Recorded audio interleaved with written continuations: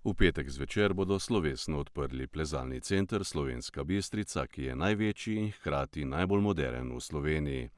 Novi center ni namenjen samo vrhunskim in rekreativnim športnim plezalcem, ampak je primeren tudi za urjenje pripadnikov civilne zaščite, gasilcev, policistov in drugih.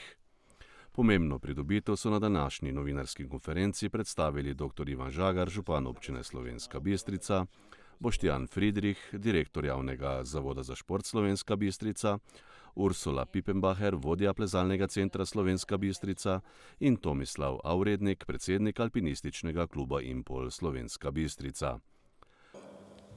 Jaz sem prepričan, da bo tale center uspešen. Prepričan sem pa zaradi tega, ker poznam ljudi, s katerimi delam.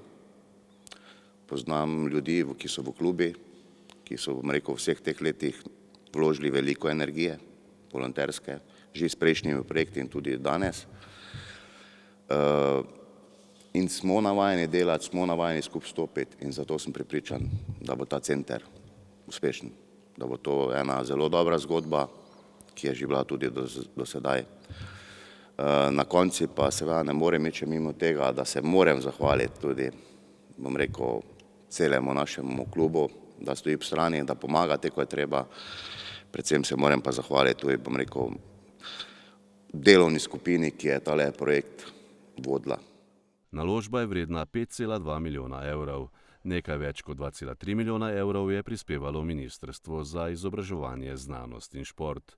Ostali denar pa je zagotovila občina Slovenska Bistrica.